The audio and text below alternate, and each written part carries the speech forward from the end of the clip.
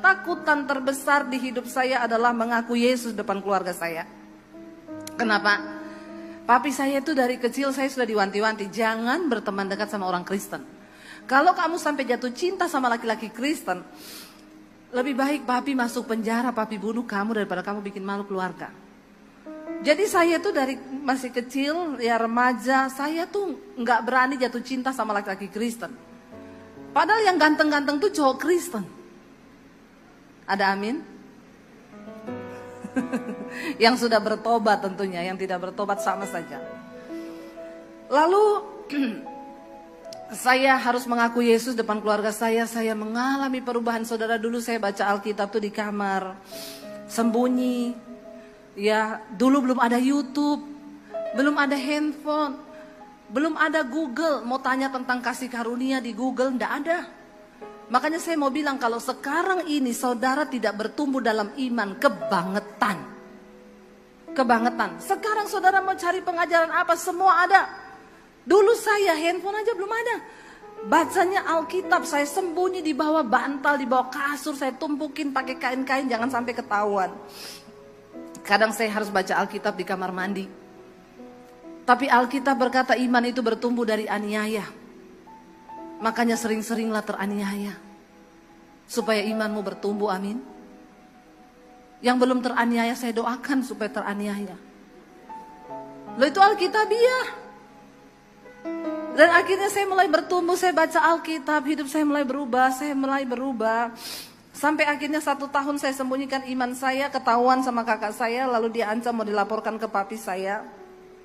Dan akhirnya saya bilang sama Tuhan, Tuhan beri saya kekuatan, saya mengaku sendiri. Dengan hati orang percaya, dengan mulut dia mengaku dia dibenarkan dan diselamatkan. Saya menghadap papi saya bilang, papi saya mau ngomong apa? Saya mau minta izin, mau kemana? Ke gereja. Papi saya kaget.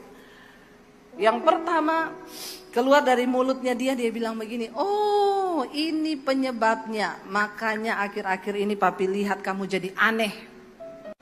Kamu tunjuk tetangga mana yang pengaruhin kamu jadi Kristen. Saya bilang, saya bukan Debbie yang dulu papi, Tuhan Yesus yang rubah saya. Saya mulai mengalami tekanan saudara, saya tidak boleh ke gereja, gak boleh keluar rumah. Setiap hari hanya air mata. Ya, tiap kali ketemu papi di rumah dia bilang, setan kamu itu iblis. Saya cuma terus belajar melepaskan pengampunan. Dan orang yang pertama kali saya lepaskan pengampunan adalah keluarga saya sendiri.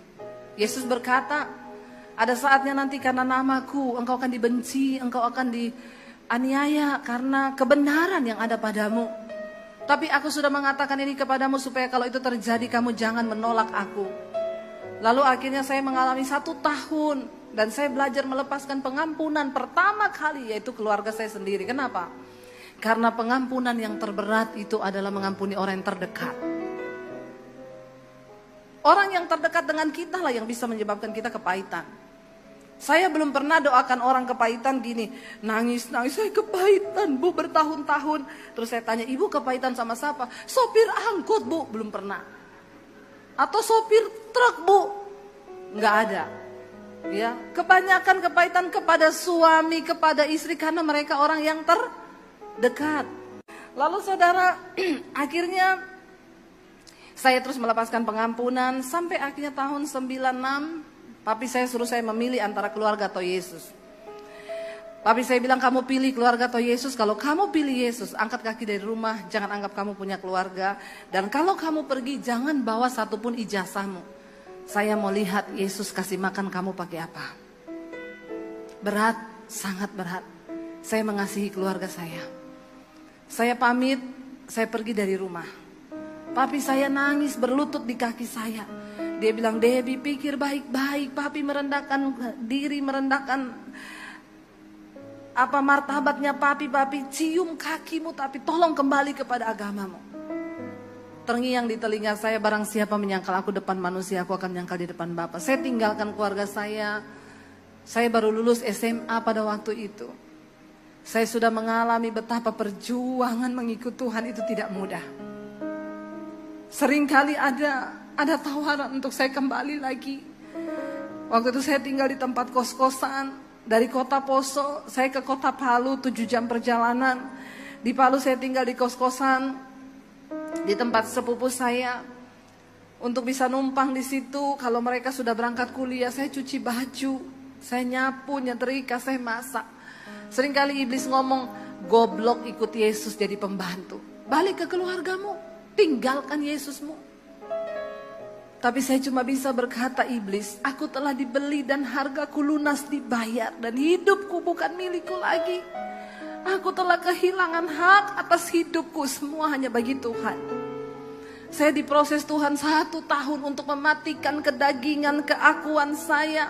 Dulu saya sombong, dulu saya angku, dan itu harus diproses untuk menjadi hamba Tuhan, itu tidak mudah. Makanya kalaupun ada yang hamba Tuhan jadi-jadian, pasti akan diproses Tuhan. Karena kita mengkhotbahkan sesuatu, kita harus mengalami dulu. Baru bisa kita ngomong Tuhan itu baik. Ada begitu banyak tawaran untuk saya meninggalkan Yesus. Tawaran dunia. Tapi saya tetap bilang, enggak, Tuhan, aku utang nyawa kepada Tuhan. Tahun 97 saya sekolah Alkitab di Makassar. Dan akhirnya saya dikirim ke kota Solo untuk pelayanan. Dan di kota Solo saya ketemu suami saya. Jadi suami saya ini wong Solo dan saya Sulawesi. Jadi tidak ada persamaan apa-apa di antara kami. Saudara, akhirnya saya waktu mau menikah telepon orang tua saya, papi, saya mau minta restu, saya mau menikah. Dia tanya, ini siapa? Ini Debbie, anaknya papi. Oh maaf ya, dulu saya punya anak namanya Debbie tapi udah mati. Jadi kamu mau nikah atau kamu mau dikubur, nggak usah dikabarin kesini lagi. Sampai saat kita tidak mungkin bertemu. Saya cuma meneteskan air mata. Saya bilang, Tuhan, aku pegang janji firman-Mu, 1 orang bertobat, seisi rumah diselamatkan. Dan itu terjadi, saudara. Saya melayani papi saya sebelum dia tutup usia. Dia menerima Tuhan Yesus sebagai Tuhan dan Juru Selamat secara pribadi. Dan apa yang tidak pernah kita bayangkan, tidak pernah timbul dalam hati, itu yang Tuhan sediakan. Ketika kita mau sungguh-sungguh melayani Tuhan, ketika mau sungguh-sungguh hidup takut akan